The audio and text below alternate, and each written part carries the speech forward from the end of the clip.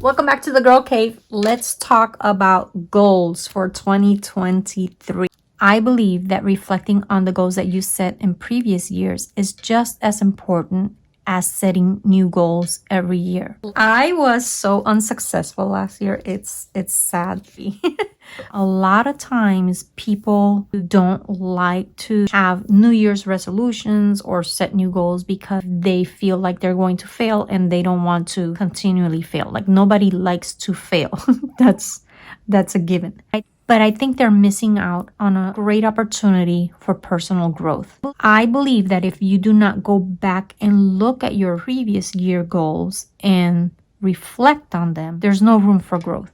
I like to really go back and see what did I set as a goal? How did I work through it? What was difficult for me? Like, what did I find difficult about that goal or achieving that goal? And that way I can learn from it. When I reflect on those goals, I'm actually exploring, examining what it was that I found difficult. I'm not looking at the goal itself, but the process. I'm trying to make a connection between the goal that I set and the achievement. How did I go from this point to that point? Why was I not able to go from this point to that point? And that way it helps me improve the goal setting process, and improvement leads to even more improvement. Success leads to even more success. So in 2020, we all know what that year was like. I had a goal of 52 layouts and use 100 sheets of paper. And I had set that goal looking at previous years and looking at my average. And I wanted to push myself just a little bit further. But then COVID hit and I did not go to work. So look, I was super successful with my goals. Like I outdid myself. I did 100 layouts. I used 176 sheets of paper.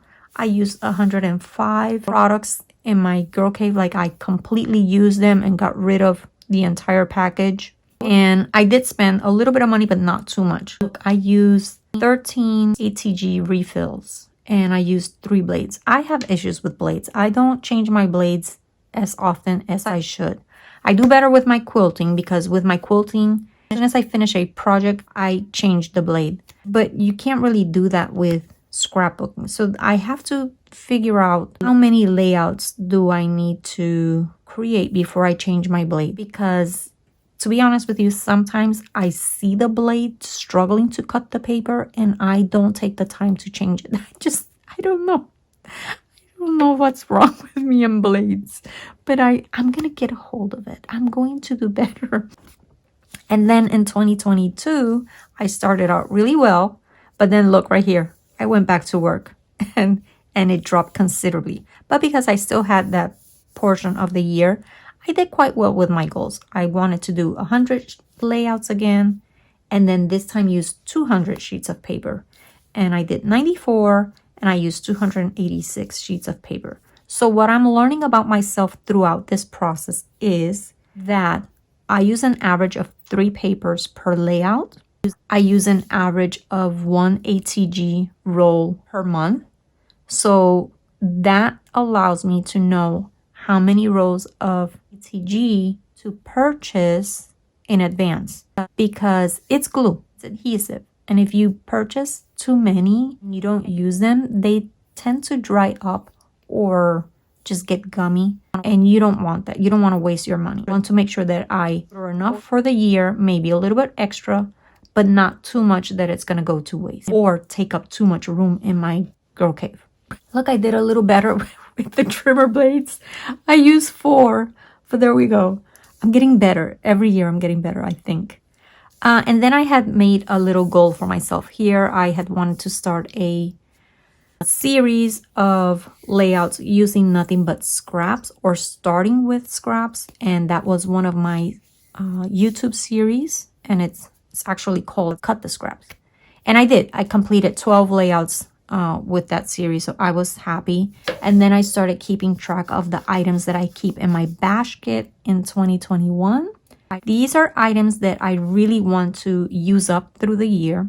They may have been just product that has just partial elements left to them, or maybe they were items that I've had for such a long time. And at that point, I said either I use it or I lose it, or they could have been items that I normally don't reach for during my creative process, but I really wanted to include that year. Then I wrote myself a little note here that if I had tackled one photo box per week, that I would be caught up in 3 years, which would have been this year.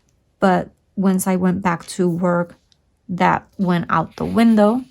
Then this is last year's, and you could see I fell short of my goals because I went back to work, and look, I wasn't, except for March, which was probably my spring break. I was productive during my spring break and during that first month of summer vacation. The second month is always a little bit slower for me because it's our anniversary and we usually go on a trip.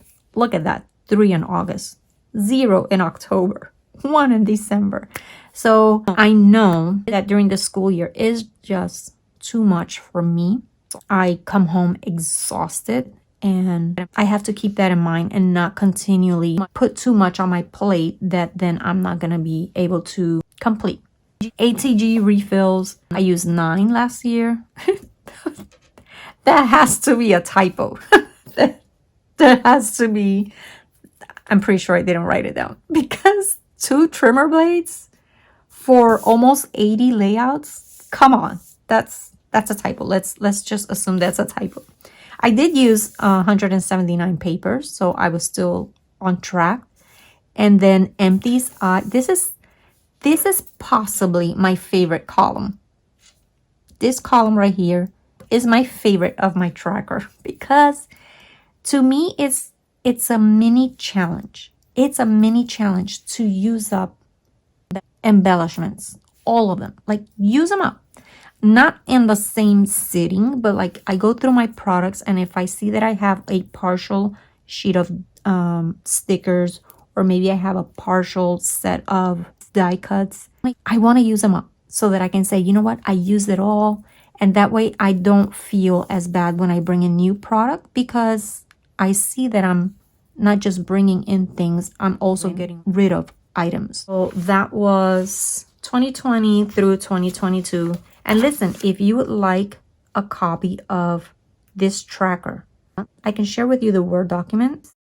Go to the file section in the Facebook group, Crafting in the Girl Cave, or Low or No Spin. Enough about the past. Let's look forward with a positive attitude. I thought I was going to aim for 100 layouts again this year, but I have to be completely honest with myself.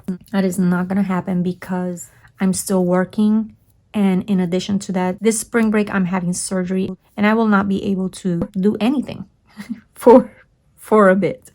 I will probably be out for 2 weeks where I won't be able to do any type of crafting.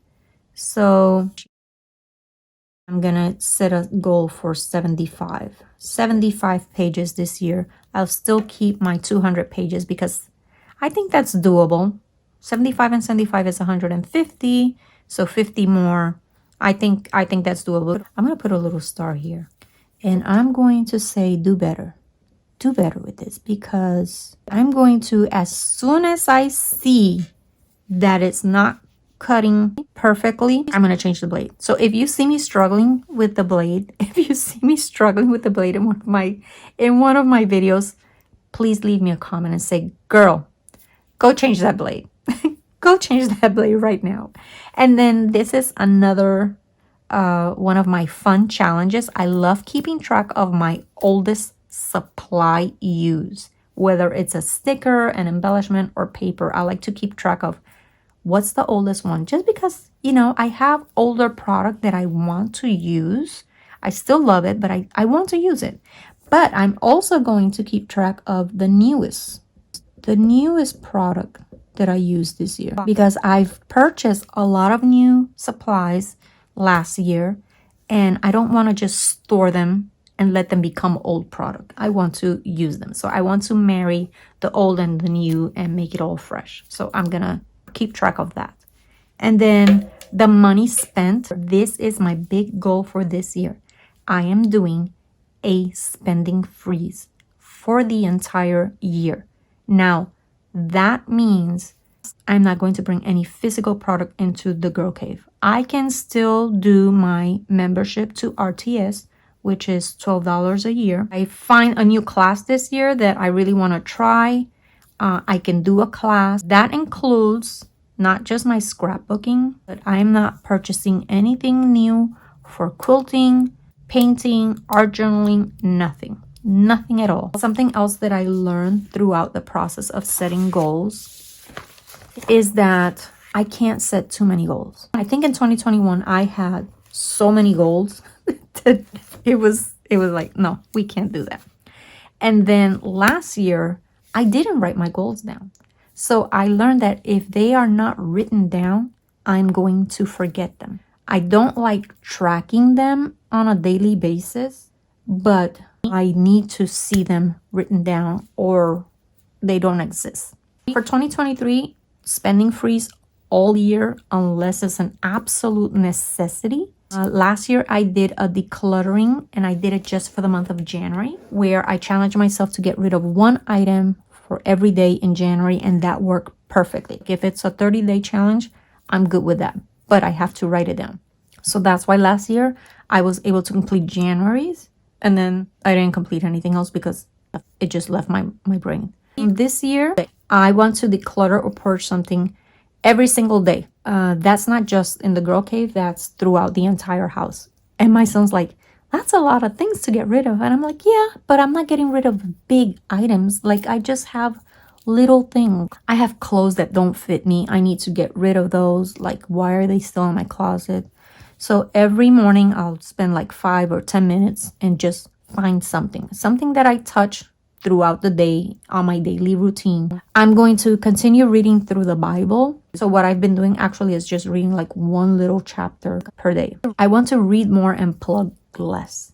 That means I want to spend less time on my iPad, less time on social media, and read more actual books. Last year I did really well with the books, especially over summer break. I think I read like 4 books and they were fantastic. So I love that I read a new book, a classic, and I read children's literature as well. And then I want to really play with my supplies. I want to work my way around my Girl Cave, and everything that I've purchased, I want to play with it. I have a lot of new art supplies and I've yet to open the package. I want to actually open the packages and play with them. This is not a store. This is a craft room. This is a creative space, and I want to use my supplies. So I have less goals this year, but I think they are a little bit more intentional and more specific, and I'm hoping to be successful this year. So thank you for spending time with me here at the Girl Cave. Let me know what your goals for 2023 are. This year, I didn't see a lot of content creators sharing their crafty goals, and I wonder why that was. Don't forget to hop on over to Crafting in the Girl Cave for your copy of the tracking sheet, and I'll see you again next week. Bye.